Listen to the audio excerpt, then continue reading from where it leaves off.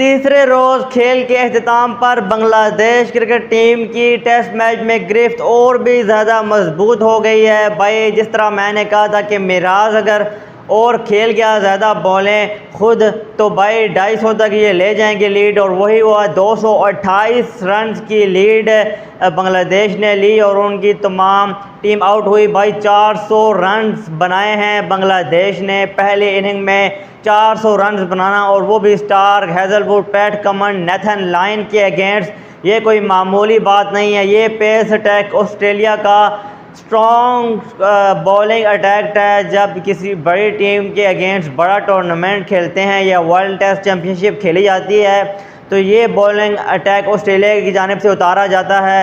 भाई क्या डोमिनेशन की है बैटिंग बॉलिंग के साथ बांग्लादेश क्रिकेट टीम ने, और सेकंड इनिंग में भी भाई ऑस्ट्रेलिया के 4 खिलाड़ी आउट हो चुके हैं 150 रनों पे।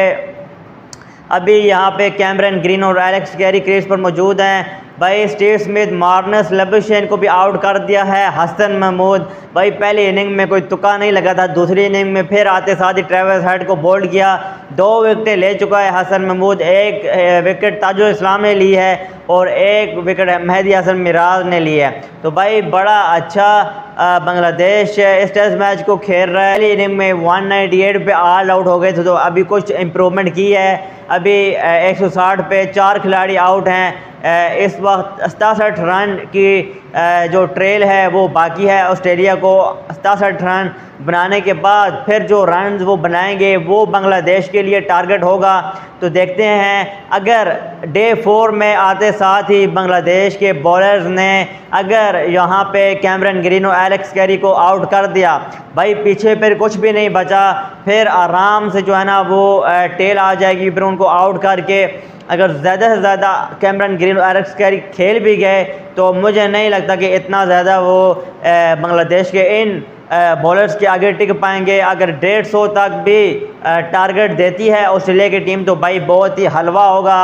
मेरे ख्याल से कल ही इस टेस्ट मैच का फैसला आ जाएगा कि कौन सी टीम जो है जीत रही है। मुझे तो लग रहा है कि कल चौथे दिन ही फैसला आ जाएगा कि बांग्लादेश की टीम जो है ऑस्ट्रेलिया से पहला टेस्ट मैच अपना जीत चुकी है। तो ये बहुत बड़ी अचीवमेंट होगी। किसने सोचा था भाई ये टेस्ट मैच शुरू होने से पहले कि बांग्लादेश भाई तीसरे रोज़ खेल के अख्ताम पर भी जो है अपनी ग्रिप मजबूत रखेगा। भाई ये बहुत ज़्यादा अचीवमेंट की बात है बांग्लादेश क्रिकेट के लिए, बांग्लादेश नेशन के लिए। अब बांग्लादेश की जो यूथ है वो इंस्पायर होके वो भी क्रिकेट की तरफ आएंगे, बॉल उठाएंगे भाई, क्योंकि उनको सुपरस्टार नज़र आ रहे हैं जिन्होंने कैंगरूज को दबोचा हुआ है, जिन्होंने ऐसी टीम को दबोचा हुआ है जिनके अंदर भाई बैट्समैन भी क्वालिटी के हैं, बॉलर भी क्वालिटी के हैं और क्वालिटी की टीम है, और क्वालिटी का कप्तान पैट कमिंस है ऑस्ट्रेलिया का। तो भाई ऐसी टीम को नीचे लगाना ये कोई मामूली बात नहीं है, और बांग्लादेश के लिए बहुत अचीवमेंट है जिन्होंने पाकिस्तान को भी पीछे छोड़ दिया है। भाई पाकिस्तान तो छोटी टीम से भी भाई अगर इस बार टेस्ट सीरीज़ खेलेगा तो वो फंस के खेलेगा, लेकिन बांग्लादेश ने दिखा दिया है कि अगर आप प्रिपरेशन करके आएंगे तो आपको उसके रिजल्ट भी मिलेंगे। नाज़मुल हुसैन शांतो की कप्तानी की भी जितनी तारीफ़ करें कम है। जिस तरह से वो स्लिप्स खड़ी करते हैं या जिस तरह से फील्ड अटैकिंग करते हैं, डिफेंसिव कप्तानी नहीं कर रहे हैं, अटैकिंग कप्तानी कर रहे हैं, तो इसका भी क्रेडिट जो है नाज़मुल हुसैन शांतो को देना चाहिए, क्योंकि कप्तानी बहुत इंप्रूवमेंट कर रहे हैं और fielding from the front run भी बना रहे हैं बल्ले के साथ। ये नहीं है कि कप्तान है तो अपनी कप्तानी की वजह से जो है ना वो आगे चले जाएंगे, नहीं, कप्तानी तो अच्छी कर रहे हैं लेकिन बैटिंग भी भाई बहुत अच्छी कर रहे हैं। तो तीसरे रोज़ भाई 70% मैं बांग्लादेश के हक़ में दूंगा, 30% ऑस्ट्रेलिया के हक़ में।